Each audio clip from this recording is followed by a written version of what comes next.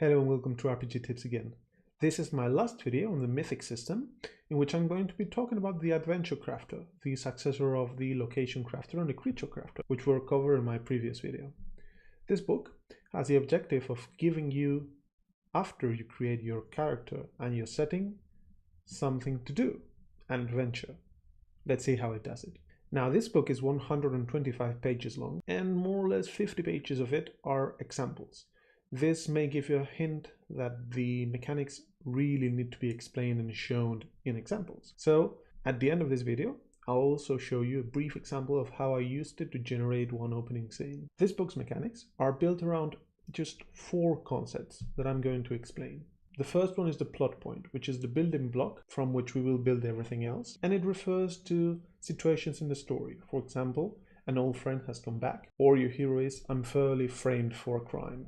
The second key concept is a turning point, which is a collection of 2 to 5 plot points that create a scene, an important moment in your story. The next key concept is themes, which is the flavor or the tone of your adventure.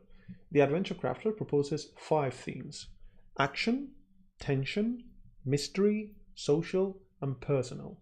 When you're creating a new adventure, either you generate them randomly, or you sort them according to the tone you want to have in your adventure. The theme sorting you create will determine the frequency with which certain plot points will occur in your adventure. And the last key concept is 2 lists, which are called plotlines and characters, which, if you come from Mythic, they should be familiar to you, because they can be mostly assumed to be the threats and NPCs lists. But they've got a small twist here.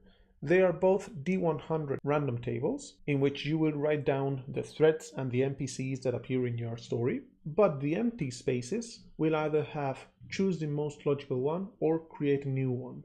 When you generate a new turning point, which remember is a collection of 2 to 5 plot points, you will randomly determine if the turning point is assigned to an existing plotline, an existing thread, or it will be a new one, depending on the result of the table. And plot points will demand that you generate the characters. So once you start generating turning points, you will also start generating characters. We'll see later how. Every time a plotline is referenced in a turning point, or a character appears again brought up from a plot point, you will write them again in the list. This will organically make these plotlines or characters become the main threats or the main characters in your story. Plotlines and characters can also be removed. Plotlines are removed if they are concluded, which is a special plot point that can be rolled, and characters can be removed with also some special meta plot points that affect the narrative. All of these concepts are shown in the adventure sheet that comes with the Adventure Crafter and allows you to very quickly organize everything about your adventure. Okay, I've listed the 4 key concepts that the Adventure Crafter has. Now we're going to see how to generate a turning point, which is basically how to generate the scenes of your adventure. The first thing you have to do to generate a turning point is to roll to see which plotline the scene belongs to. If there are no plotlines in your lists, then this is a new plotline and you will write it down in your list. If it's an existing plotline, then you will have to write it down again, remember, as a maximum of 3 times. If the plotline that you rolled exists already, then this scene advances the plot of the how it advances is given by generating 2 to 5 plot points, and each plot point is generated in the following way. You first randomly roll for a theme according to the ones you either rolled or chose for your adventure, and once you have the theme, you will roll on the D100 table for possible plot points for that specific theme. If the plot point you generated demands for a character to exist, you roll on your characters list, and either you will get a new one or an existing one, which you will have to add again on that list. There are also special meta plot points that alter the narrative, either concluding plot points or changing the importance of characters, for example, removing one instance of a character in the list or introducing a new one. The book also includes some lightweight mechanics to generate new characters. It's basically 3 random tables. One for names, something like Explorer or Medic. One for descriptors, Agile, Smart, and one which I find the most unique, which ties that character to the narrative. It may tell you that the new character is an object or an individual, or is interested in hindering the plot line that the plot point belongs to, which is a nice way of explaining why the character appears now in the story, that some of the generators such as the universal NPC emulator don't have. And that's all. That's the mechanics of the book. They sound probably a bit complex because I've just explained them talking, but once you read them, they are, well, not easy to understand, but easy to grasp. The next chapter in the book actually tells you how you can use these mechanics. And I've separated them in two kind of modes. GM/writing mode, which is for when you have time to sit down and think about the story, and a on-the-go/solo mode, which is when you're trying to use the adventure crafter as an aid for your game. When you are in the GM or writing mode, there are 4 modes from which you can use the adventure crafter. The first one is generating a full adventure script. You generate turning point and turning point and turning point, generating plot lines and characters that will go associated with them, and then you will end up with a script of an adventure that will probably cover several sessions to play with your group. The other possible option is generate an adventure seed, which is just generating the 2 or 3 first scenes in the adventure. Then if you compress that a bit more, you generate just an opening scene, which would be just at one turning point. And you can even use it as inspiration. You may have a pre-written adventure, but you want to spice things up. So you'll say, okay, in this exact moment, something else is going to happen. And then generate a scene. The other mode for using the adventure crafter is on the go or /solo, which is when you don't have time to sit down and think half an hour about different scenes, interpreting the results, etc. And there are 2 possibilities, which are basically the same depending on if you use Mythic or not. The first one, the purest one, is just using the adventure crafter on the go. You have your solo RPG and you're using the adventure crafter to generate the story, which basically means that you generate each scene, each turning point, as you play it. Of course, this only gives you the general overview of what's going to happen. You will have to get down to details with some of the tools like, well, the Mythic Game Master Emulator. And the good thing about this book belonging to the Mythic series is that we also get a chapter talking about how to use the adventure crafter specifically with the Mythic Game Master Emulator. And the way of using it is actually very easy. The adventure crafter only comes up in 2 situations. When you start playing to generate the opening scene, and when you roll for an interrupted or altered scene, which is, remember, when you are generating a new scene, you roll the chaos factor die, and if it was below the current chaos factor, either your scene was interrupted or altered. Well, if you're using the adventure crafter, instead of using those mechanics, you plug in the adventure crafter. There's also a small text talking about how to use the adventure crafter themes with the Mythic Variations 1 themes, which, if you don't remember what it was, you can go to my Mythic Variations 1 video and recall it. Now, as you have seen, the mechanics are not that long, probably not really understandable from what I've said right now, but they are very simple. You just have to roll on 5 D100 tables, the plot points tables, depending on the themes, and you put them together and you interpret them. And then the lists will organically grow the importance of each plot line and each character.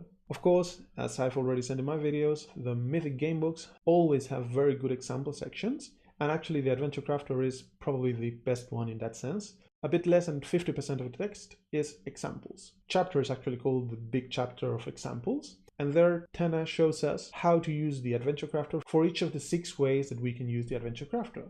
Now, as I know that just talking about it is not enough, especially in the Adventure Crafter case, I've cooked up a small, very small example of an opening scene that I would use with Mythic. Since I watched Avengers Endgame last week and I'm still in my superheroes mood, I would like to start a game with Icons, which is a superhero system that I like. And since I love Doctor Strange, which you can see there, I will generate an opening scene for an adventure playing as Doctor Strange.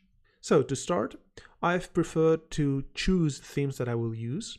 I will first have mystery, then action, then tension, social, and lastly personal. The probability of each kind of theme appearing in your plot points is changed based on this sorting. So with this, what I've said is I prefer to have mystery and action plot points, and I would rather not have personal and social plot points.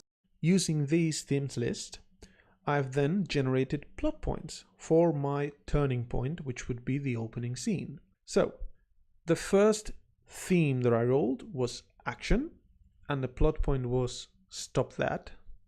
The second one was tension, and the plot point was a secret weapon. The third one was social, and the plot point was suspicion. The fourth one was action, but I actually rolled a meta plot point, which was character downgrade, which I would use if I had my character list more developed. And the fifth one is none, which is a possible result. It's just a way of not having always 5 plot points. Now, 2 of those plot points demand that I create a character assigned to them. A secret weapon demands that someone has a secret weapon, and suspicion means that a character is suspicious of another character. I'm not going to create one for a secret weapon because when I created the character for suspicion, my result was that it's connected to an existing character and it's an interesting thug mediator. From this, I infer that Doctor's most typical foe, Baron Mordo, sends a thug to warn Doctor Strange that he has a secret weapon and he only has 2 days to stop that. Now, the suspicion plot point is going to come up because the thug that is sent to talk to Doctor Strange is a thug of another villain, which I would roll for because I don't remember any villain right now for Doctor Strange, and that's suspicious. So in my opening scene, I would still have some mystery, but I would know that it would start with some thug from another Marvel villain would go to the Sancta Sanctorum to talk to Doctor Strange to tell him that his greatest foe has a secret weapon and he only has 2 days to stop it. Of course, there are several questions. Which kind of weapon he has, and why is this foe sending thugs from another guy to talk to him? So as you've seen, it's very fast to generate a turning point from which to get an opening scene. Now, what are my ideas about the Adventure Crafter? I think it's fantastic. Basically, if you want to solo roleplay Mythic Variations 2, the Location Crafter and the Adventure Crafter should be in your basic toolbox, as well as some other generators like the Universal NPC Emulator. Now, do I think it's essential to play? No, it's not. I mean, you can play perfectly using Mythic, but the Adventure Crafter is like the counterpart of Mythic, in which if Mythic focuses on the specific, the Adventure Crafter will give you the broad overall sense of a narrative. This has been all.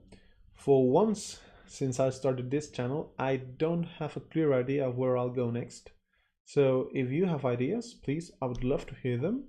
So this has been all.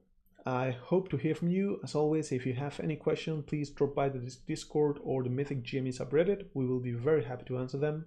I hope that I did justice to the Adventure Crafter because it really is a very elegant solution. As always, I hope you learned something. I hope you had fun. And I hope to see you again in the next video. Bye bye.